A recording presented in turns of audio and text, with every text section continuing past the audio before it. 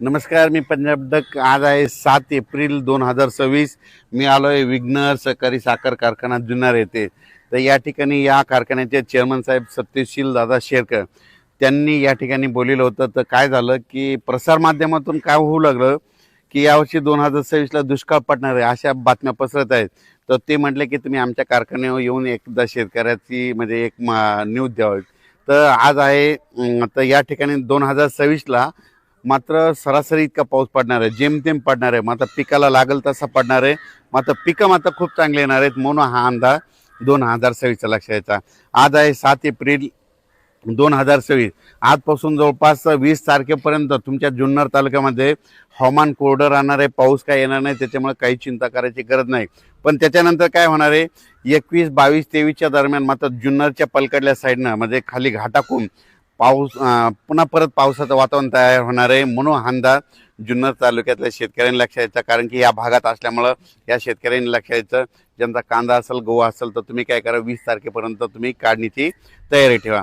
राज्यात सांगायचं झालं तर पूर्व विदर्भ, पश्चिम विदर्भ, दक्षिण महाराष्ट्र, उत्तर महाराष्ट्र, कोकणपट्टी, खानदेश सगळीकडं 20 तारखेपर्यंत कसला पाऊस येणार नाही, काही चिंता करायची गरज नाही. फक्त मात्र उन्हाचा पारा वाढत जाणार आहे. चांगलं काही ठिकाणी 38 अंश, कुठं 39, कुठं 40, 41, 42, 43 अंशापर्यंत उन्हाचा पारा वाढणार आहे. म्हणून हा अंदाज देखील सर्व पूर्व विदर्भ, पश्चिम विदर्भ, दक्षिण महाराष्ट्र, उत्तर महाराष्ट्र, कोकणपट्टी, खानदेश, मराठवाड्यातल्या सर्व शेतकऱ्यांनी हा अंदाज लक्षात घ्यायचा. तसेच मी या जुन्नर तालुक्यामध्ये आहे म्हणून तुम्हाला एक सांगू इच्छितो. ह्या जुन्नरच्या पलकड कोकणपट्टी आहे. तर या कोकणपट्टी शेतकऱ्याचे मला फोन आले, त्यांच्याकडे आंबा उत्पादक आहे. तर त्यांना सांगू इच्छितो की म्हणजे कोल्हापूर जिल्हा, सातारा जिल्हा, पुणे जिल्हा, असाच हे पट्टा चांगला नाशिकपर्यंत हे जे पट्टा आहे ना, ह्या पट्ट्यामध्ये मात्र 19 तारखेच्या नंतर त्यामध्ये त्या परिसरामध्ये पावसाचं वातावरण होणार आहे. 20 तारखेपासून या कोकणपट्टीच्या ह्या म्हणजे आपला या साताऱ्यापासून ते इकडे इगतपुरीपर्यंत ह्या पट्ट्यामध्ये पावसाचं वातावरण राहणार आहे. म्हणून ही अंदाज त्या कोकणातल्या सर्व शेतकऱ्यांनी लक्षात घ्यायचा. त्याच्यानंतर उत्तर महाराष्ट्राकडे वळू म्हणजे नंदुरबार जिल्हा झालं, धुळे जिल्हा झालं, जळगाव जिल्हा झालं, नाशिक जिल्ह्यात झालं.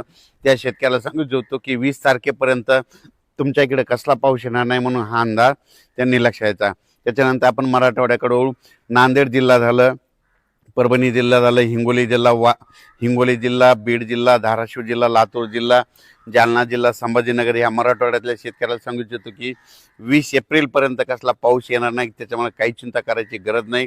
त्याच्यानंतर विदर्भ 6, 5, 11 जिल्हे, वर्धा, नागपूर, भंडारा, गोंदिया, चंद्रपूर, यवतमाळ, वाशिम, हिंगोली, बुलढाणा, अकोला, अमरावती ह्या विदर्भ, पूर्व विदर्भ आणि पश्चिम विदर्भातल्या 11 जिल्ह्यातल्या शेतकऱ्याला सांगू इच्छितो की उन्हाचा पारा वाढत जाणार आहे. पाऊस काय येणार नाही म्हणून तुम्ही तुमची हळद शिजवू शकता, कांदे काढू शकतात. पाऊस काय येणार नाही म्हणून हा देखील अंदाज त्या विदर्भातल्या शेतकऱ्यांनी लक्षात यायचा.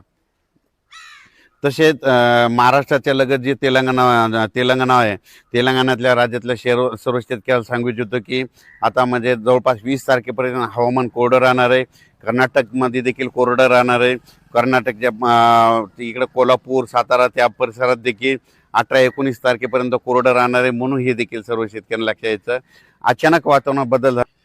आणि परत एक शेतकऱ्याला सांगू इच्छितो की अवकाळी, मी म्हटलं होतं ना प्रत्येक 15 दिवसाला एक अवकाळी येणार आहे.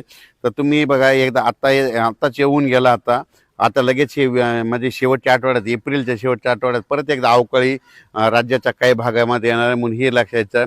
मेमध्ये देखील तसंच परिस्थिती राहणार आहे. मेमध्ये देखील 2 अवकाळी येणार आहेत.